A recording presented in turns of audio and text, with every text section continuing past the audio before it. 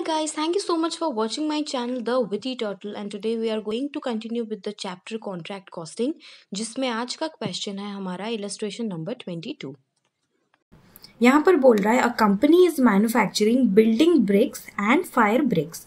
सो ये जो कंपनी है ये दो कंपोनेंट्स को प्रोड्यूस कर रही है, एक है बिल्डिंग ब्रिक्स और दूसरा है fire bricks. Both the products require two processes, दोनों products they undergo two processes, brick forming and heat treatment. ये दोनों को ही बनाते टाइम एक ब्रिक फॉर्मिंग का प्रोसेस होता है और दूसरा प्रोसेस जो है that is heat treatment. The requirements for the two bricks are, यहाँ पर दे रहा है कि ये वाला जो प्रोसेस है ब्रिक फॉर्मिंग, ये प्रोसेस करने के लिए 100 ब्रिक्स को करने के लिए बिल्डिंग ब्रिक्स का 3 घंटा लगता है और जो दूसरा टाइप ऑफ ब्रिक है दैट इज फायर ब्रिक्स, उसका 2 घंटा लगता है ब्रिक फॉर्मिंग के लिए। For how many bricks? 100 bricks. Heat treatment पर 100 ब्रिक्स, इस केस में है 2 घंटा और फायर ब्रिक्स के केस में है 5 घंटा। यहाँ पर हमें दोनों डिपार्टमेंट्स का एक महीने का 1 मंथ का टोटल कॉस्ट भी गिवन है। और यहाँ पर क्या बोला है? Production during the month was building bricks, इतने ब्रिक्स प्रोड्यूस हुए हैं बिल्डिंग ये वाला टाइप का, और जो दूसरा टाइप का ब्रिक है दैट इज फायर ब्रिक्स, उसका 70,000 प्रोड्यूस हुए हैं ब्रिक्स। यहाँ पर बोल रहा है prepare statement of manufacturing cost for the 2 varieties of BRICS. अब बहुत सारे बच्चे ये सोचते हैं यहाँ पर तो कॉस्ट गिवन है, हमें क्या निकालना है। ध्यान से देखिए, यहाँ पर जो कॉस्ट गिवन है ये दोनों डिपार्टमेंट्स का, यानी कि जो 2 प्रोसेसेस के थ्रू जाते हैं ये ब्रिक्स, उन 2 प्रोसेसेस का 1 महीने का कॉस्ट दिया है। हमें क्या निकालना है? यहाँ पर हमें निकालना है कि बिल्डिंग ब्रिक्स को प्रोड्यूस करने के लिए कितना कॉस्ट लगेगा और फायर ब्रिक्स को प्रोड्यूस करने के लिए कितना कॉस्ट लगेगा। ऐसे क्वेश्चंस जब आते हैं ना आपके पास कि ऐसे टाइम दिया रहेगा, कॉस्ट दिया रहेगा और नंबर ऑफ ब्रिक्स दिया रहेगा, उस केस में आपको क्या निकालना है? आपको सबसे पहले ये निकालना है, क्योंकि हमें दोनों डिपार्टमेंट्स का कॉस्ट गिवन है, तो हम लोग क्या करेंगे कि ये जो कॉस्ट है, cost of forming per hour, 1 hour में कितना ब्रिक फॉर्मिंग हो रहा है वो हमें निकालना है। तो ऐसे केसेस में आपको निकालना है कि ये एक टाइप का जो ब्रिक है, इतने नंबर ऑफ ब्रिक्स को प्रोड्यूस करने के लिए हमें टोटल कितने आवर्स लग रहा है। क्योंकि यहाँ पर आवर्स में गिवन है तो आप लोग भी इसको आवर्स में ही निकालेंगे और उसको हम लोग डिवाइड कर देंगे ये जो टोटल कॉस्ट से। ये हम लोग सॉल्व करते हैं, सॉल्व करते करते आपको पता चल जाएगा। सो इसको मैं थोड़ा सा यहाँ पर सजा कर लिख रही हूँ सो दैट आपको समझने में आसानी रहेगी। यहाँ पर क्या बोल रहा है? 100 ब्रिक्स, ऐसा वाला 100 ब्रिक्स को प्रोड्यूस करने के लिए आपको लग रहा है 3 आवर्स, ठीक है। और हमें टोटल कितने ब्रिक्स प्रोड्यूस करने हैं? 1,30,000 ब्रिक्स। सो अगर 100 को प्रोड्यूस करने के लिए 3 घंटा लग रहा है तो एक को प्रोड्यूस करने के लिए कितना लगेगा? 3/100। और 1,30,000 ब्रिक्स को प्रोड्यूस करने के लिए कितना लगेगा? Multiplied by 1,30,000। ये आ जाएगा आपका 3900 आवर्स।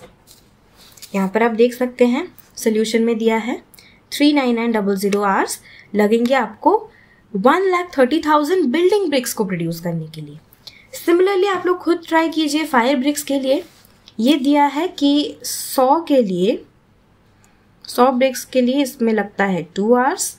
सो 70,000 के लिए कितना लगेगा? 70,000 ब्रिक्स को प्रोड्यूस करने के लिए आपको लगेगा 2/100 मल्टीप्लाइड विथ 70,000। ये आ जाएगा आपका 1400 आवर्स। गिवन है 1400 आवर्स, हम लोगों ने आंसर निकाल लिया। सेम हम लोग कैसे निकालेंगे हीट ट्रीटमेंट का? सो यहाँ पर 100 ब्रिक्स को हीट ट्रीटमेंट देने के लिए लग रहा है 2 घंटा, तो यहाँ पर 1,30,000 ब्रिक्स को हीट ट्रीटमेंट देने के लिए कितना टाइम लगेगा? 2,600 आवर्स। एंड वैसे ही हम लोग ये वाला भी निकाल सकते हैं। अब हम लोग टोटल कर देंगे तो टोटल आ रहा है कि ये जो फॉर्मिंग का प्रोसेस है, उसमें बिल्डिंग ब्रिक्स बनाने के लिए इतने आवर्स लग रहे हैं और फायर ब्रिक्स बनाने के लिए 1400 आवर्स लग रहे हैं। सो टोटल एक प्रोसेस के लिए कितना लग रहा है हमें 5300 hours. And similarly heat treatment के लिए कितना लग रहा है 6100 आवर्स। अभी क्वेश्चन में चलते हैं वापस। Total cost of the two departments, दोनों प्रोसेस का एक महीने का टोटल कॉस्ट गिवन है और दोनों प्रोसेस का एक महीने में कितना आवर्स वो हो रहा है, काम हो रहा है वहां पर, वो भी हमें पता है। So we can calculate cost of forming per hour. Cost given है, टोटल कितना आवर्स है ये हम लोगों ने निकाल लिया। सो ब्रिक फॉर्मिंग का जो प्रोसेस है उसमें एक घंटे में कितना रुपए खर्चा होता है, 4 रुपए खर्चा होता है। और हीट ट्रीटमेंट वाले प्रोसेस में एक घंटे में 8 रुपए खर्चा होता है। अभी हमारे पास एक घंटे में कितना खर्चा होता है वो मिल गया। अब हमें क्या निकालना है कि इतने सारे अगर हम लोग ब्रिक्स प्रोड्यूस करेंगे तो हर ब्रिक का सेपरेटली कितना कॉस्ट आएगा। ये एक स्टेटमेंट है जहां पर कि दोनों ब्रिक्स का हम लोगों को टोटल कॉस्ट निकालना है। सो हमें पता है कि फॉर्मिंग के लिए कितना, एक घंटे में कितना खर्चा होता है, 4 रुपीज़ खर्चा होता है। सो बिल्डिंग ब्रिक बनाने के लिए टोटल हमें कितने आवर्स चाहिए हैं फॉर्मिंग में, 3900, और फायर ब्रिक्स बनाने के लिए 1400 घंटे। सो ये देखिए 3900 इंटू 4 आ गया आपका 15600। एंड सिमिलरली फायर ब्रिक्स के लिए कितना आ जाएगा 5600। सिमिलरली हम लोग हीट ट्रीटमेंट का भी निकाल सकते हैं। उसमें एक घंटे में खर्चा आता है 8 रुपए और घंटे कितने हैं 2600 एंड 3500। सो ये है आपका हीट ट्रीटमेंट में 2600 इंटू 8, 3500 इंटू 8। टोटल निकाल लिए तो हमारे पास आ गया कि बिल्डिंग ब्रिक्स को अगर प्रोड्यूस करना है हमें तो टोटल कॉस्ट आएगा दिस मच और फायर ब्रिक्स के लिए टोटल कॉस्ट आएगा दिस मच। ये खत्म हो गया आपका इलस्ट्रेशन नंबर 22। अब हम लोग देखते हैं इलस्ट्रेशन नंबर 23। ये क्वेश्चन थोड़ा सा ट्रिकी है, थोड़ा सा अलग है जितने क्वेश्चंस अभी तक हम लोगों ने किए हैं। तो मैंने भी जब फर्स्ट टाइम किया था ये क्वेश्चन तो मुझसे नहीं बना था। क्वेश्चन बोल रहा है deluxe limited undertook a contract for ₹5 lakhs on 1st July 2016. This is the contract price.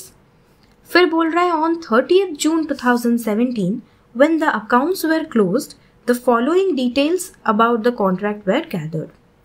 कितना मटेरियल परचेज हुआ, कितना वेजेस पे हुआ, कितना जनरल एक्सपेंस है, प्लांट कितने रुपए का प्लांट परचेज हुआ है, फिर at the end of the year कितना मटेरियल रह गया है, वेजेस अक्रू कितना हुआ है, वर्क सर्टिफाइड कितना है, कैश रिसीव्ड कितना है, डेप्रिसिएशन ऑफ प्लांट ओके ये भी दे दिया है, फिर है वर्क अनसर्टिफाइड कितना है वो भी हमें गिवन है।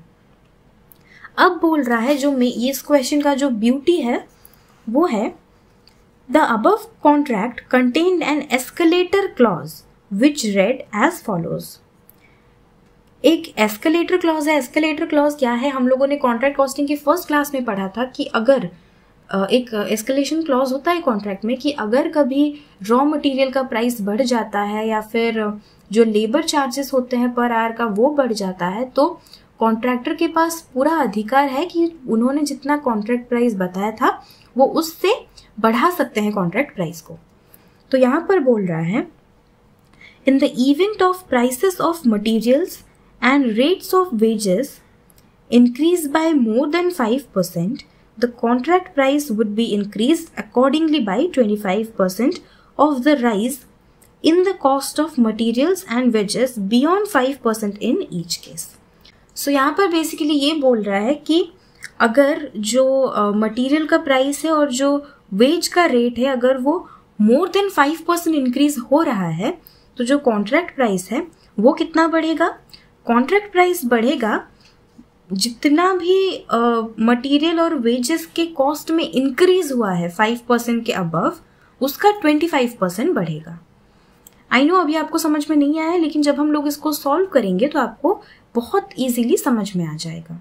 और क्वेश्चन में अभी फर्दर क्या बोल रहा है कि it was found that since the date of signing the agreement, the price of materials and wage rates increased by 25%. जिस दिन से जो कॉन्ट्रैक्ट है वो साइन हुआ था, उस दिन के बाद से जितना भी मटेरियल और वेज रेट यूज़ हुआ है वो 125% पर यूज़ हुआ है. मतलब उस दिन के बाद से 25% इंक्रीज हो गया है. तो इसका मतलब क्या है कि यहाँ पर ये जो मटेरियल का है 1 लाख रुपीज़ एंड वेजेस का है 45,000 रुपीज़, ये सब 100% वाला नहीं है, ये है 125% वाला, क्योंकि ये जो है ये सब इंक्रीज्ड प्राइसेस हैं. फिर क्या बोल रहा है क्वेश्चन में, the value of the work certified does not take into account the effect of the above clause. मतलब यहाँ पर ये जो वर्क सर्टिफाइड दिया है 2 लाख रुपए, ये जो 2 लाख रुपए है इसमें ये क्लॉज का जो इफेक्ट है वो इंक्लूडेड नहीं है. मतलब हम लोग जब कॉन्ट्रैक्ट अकाउंट बनाएंगे और उसमें वर्क सर्टिफाइड का वैल्यू पुट करेंगे तो हमें इसमें ये क्लॉज का इफेक्ट भी डालना पड़ेगा. सो अभी हम लोग इसका जो है पहले कॉन्ट्रैक्ट अकाउंट बनाते हैं, पहले उसको समझते हैं, फिर धीरे धीरे वर्किंग नोट पे आते हैं. सो ये है हम लोग का कॉन्ट्रैक्ट अकाउंट. सो ये है हम लोग का कॉन्ट्रैक्ट अकाउंट और यहाँ पे मैंने वो सारे वैल्यूज़ पुट कर दिए हैं जो जो क्वेश्चन में गिवन है. क्वेश्चन में दिया है कि जो मटेरियल परचेज है वो 1 लाख रुपीज़ है, फिर जो वेजेस पेड है वो 45,000 है और यहाँ पर वेजेस अक्रू हुए हैं. अक्रू मतलब वो अर्न तो हो गया लेकिन अभी तक पेड नहीं हुए हैं, तो ये जो 5,000 है ये भी यहाँ पर जुड़ जाएगा. सो दिस विल बिकम 45,000. फिर जो जनरल एक्सपेंसेस हैं 10,000 और डेप्रिसिएशन ऑफ द प्लांट है 5,000 रुपये. ये सारे वैल्यूज हम लोगों ने यहाँ पर लिख लिए. और यहाँ पर क्वेश्चन में और एक चीज़ गिवन है, materials on hand. Materials on hand on the last day of the year वो कितना है 25,000. इसका वैल्यू भी हम लोगों ने यहाँ पर पुट कर दिया है, मटीरियल्स ऑन हैंड 25,000. सो अब हम लोग इजीली क्या कैलकुलेट कर सकते हैं, इजीली हम लोग cost of the contract till date कितना है ये हम लोग इजीली कैलकुलेट कर सकते हैं.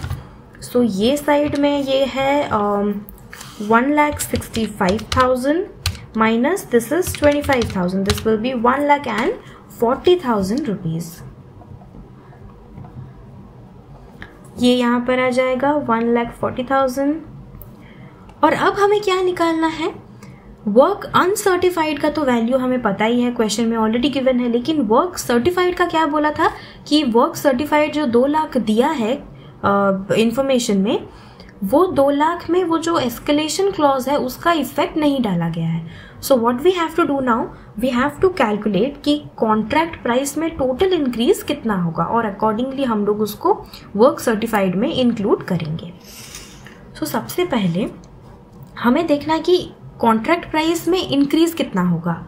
और इंक्रीज जो है, इंक्रीमेंट जो है वो क्यों हो रहा है, वो इसलिए हो रहा है क्योंकि जो मटेरियल और जो वेजेस का प्राइस है, जो रेट है वो इंक्रीज हो गया है, जिसकी वजह से हमें कॉन्ट्रैक्ट का प्राइस भी बढ़ाना है.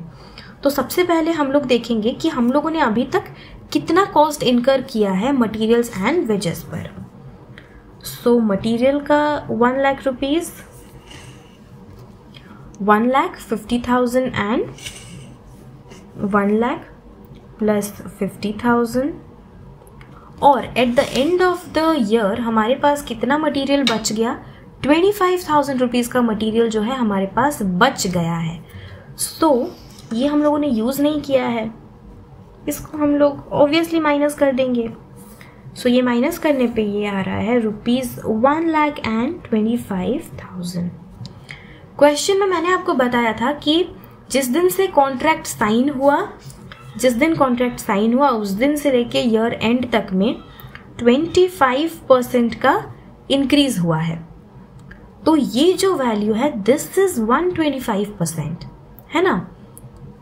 तो cost of material and wages before increase in prices, क्योंकि हमें देखना है कि कॉन्ट्रैक्ट प्राइस में कितना बढ़ेगा, तो हमें पहले ये देखना है कि ये तो भाई आज के डेट का है, लेकिन प्राइस इंक्रीज होने से पहले कितना था. सो ये इसका सिंपल कैलकुलेशन है कि 1,25,000 रुपीज़ अगर हम लोग का 125% है तो 100% कितना हो जाएगा, this divided by 125%. Easy calculation है, this will be 1 lakh rupees. ठीक है, ये आ गया हम लोग का इंक्रीज इन प्राइस होने से पहले हम लोग का जो cost of material and wages है वो कितना है। फिर हम लोग क्वेश्चन का जो लैंग्वेज है वो देखते हैं। क्वेश्चन में बोल रहा है कि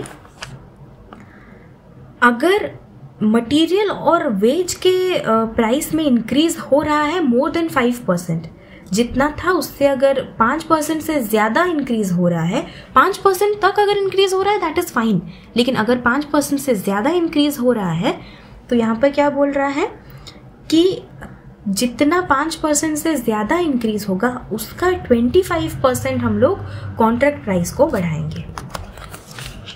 तो हमें क्या करना है, बढ़ाना है 25 divided by 100, this is the 25% वाला फैक्टर। किसका हमें बढ़ाना है कि 5% से ज़्यादा जितना बढ़ रहा है, यानी कि ये है हम लोग का 125% वाला, यानी कि जो करंट प्राइस है वो इंक्रीज होने के बाद। अब हमें देखना है कितना बढ़ा है, कितना बढ़ा है वो देखने के लिए हमें क्या करना है, हमें माइनस करना है cost of material and wages before increase in price कितना था। और क्योंकि क्वेश्चन में बोल रहा है कि 5% तक अगर हो रहा है, 5% तक चलेगा, तो हम लोग इससे 5% को माइनस कर देंगे। अगर ये 1 लाख है बिफोर इंक्रीज इन प्राइस, तो अगर हम लोग 5% का इंक्रीज देखेंगे प्लस 5%, इसका 5% कितना है, 5000 होगा। This will become 1,05,000 rupees. So ये हो जाएगा 1,05,000 rupees. So this will become 25% of, ये कितना है 20,000 रुपीज। सो ये हो जाएगा ₹5,000। कॉन्ट्रैक्ट प्राइस जो है वो बढ़ जाएगा कितना, 5,000 रुपीज। ये थोड़ा सा क्योंकि ट्रिकी है, मैं आप लोग को फिर से समझाती हूँ। क्वेश्चन में हमें क्या बोला है कि एक प्राइस है, मैं यहां पर आपको बता रही हूं कि ये हम लोगों का जब कॉन्ट्रैक्ट स्टार्ट हुआ था उस टाइम प्राइस था, दिस इज 100%। ठीक है, अब बोल रहा है क्वेश्चन में कि अगर ये 5% तक इंक्रीज हो रहा है तो दिस इज फाइन। ठीक है, यहाँ पर दे आर हैप्पी कि 5% इंक्रीज होने पर चलेगा। लेकिन अगर 5% से ज़्यादा इंक्रीज हो रहा है तो ये जितना भी इंक्रीमेंट का अमाउंट है उसका हमें 25% लेना है। आई होप अभी आप लोगों का ये जो कॉन्सेप्ट है क्लियर हो गया है।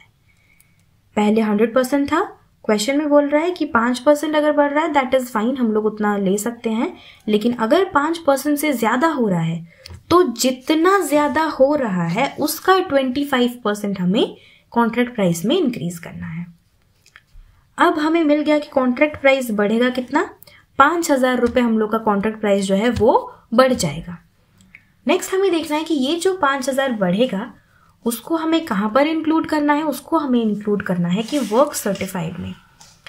अभी तक में जितना वर्क सर्टिफाई हुआ है वो कितना है, 2 लाख रुपए। ये 2 लाख रुपए क्या है, ये है आपका कि उसमें इसका इफेक्ट नहीं है, मतलब जो 1 लाख रुपीज़ का मतलब 100% के केस में हो रहा है ये 2 लाख रुपीज़। तो जब इसको हम लोग बढ़ा देंगे और 5,000, सो दिस विल बिकम 2,05,000। अब हम लोग इजीली इसको कैलकुलेट कर सकते हैं। दिस इज टोटल आ जाएगा इसका 2,20,000। उसमें से हम लोग माइनस करेंगे 1,40,000। 1,40,000 माइनस करने पे this will be 80,000। Notional profit आ जाएगा आपका कितना, 80,000 रुपीज़। ये यहाँ पर आ जाएगा और इसको अगेन हम लोग P&L और रिजर्व में जैसे 2 हिस्सों में डिवाइड करते आ रहे हैं, सिमिलरली वैसे ही करेंगे। तो यहाँ पर हम लोग का जो परसेंटेज ऑफ वर्क सर्टिफाइड वो कितना है, देख लेते हैं। 205 डिवाइडेड बाय कॉन्ट्रैक्ट प्राइस कितना है, 5 लाख दिया था क्वेश्चन में, लेकिन क्योंकि 5000 बढ़ जा रहा है सो this will become 5,05,000। So almost 40.5%, 40% हम लोग का काम जो है सर्टिफाई हो चुका है। सो इस केस में हम लोग P&L कैसे कैलकुलेट करेंगे, नोशनल प्रॉफिट 80,000 इंटू 1/3 इंटू आपका कैश रिसीव्ड क्वेश्चन में गिवन है 1,50,000 डिवाइडेड बाय आपका जो है वर्क सर्टिफाइड है दिस मच। सो ये आ गया आपका P&L में कितना ट्रांसफर किया जाएगा, 19,512। और इसके बाद हम लोग को क्या करना है, इसके बाद रिजर्व्स में कितना ट्रांसफर होगा, रिजर्व्स में बाकी जितना बचा 80,000 माइनस 19,512, बाकी रह गया 60,488। सो इस क्वेश्चन के साथ कंप्लीट होता है हम लोग का जो कॉन्ट्रैक्ट कॉस्टिंग का चैप्टर है वो पूरी तरह से कंप्लीट होता है। और आप लोगों को आई होप ये जो कॉन्ट्रैक्ट कॉस्टिंग का सीरीज था आप लोगों को पसंद आया होगा। और CMA इंटर में इसमें से मिनिमम 7 to 8 मार्क्स तो आते ही हैं। So please don't leave this chapter contract costing वाला, और इसको आप लोग अच्छे से करिए। मैंने जितने क्वेश्चंस करवाए हैं बुक में, जितने क्वेश्चंस हैं क्वेश्चन उसमें से ही आएगा। So please don't ignore that and practice it regularly. और नेक्स्ट क्लास में हम लोग दूसरा चैप्टर स्टार्ट करेंगे।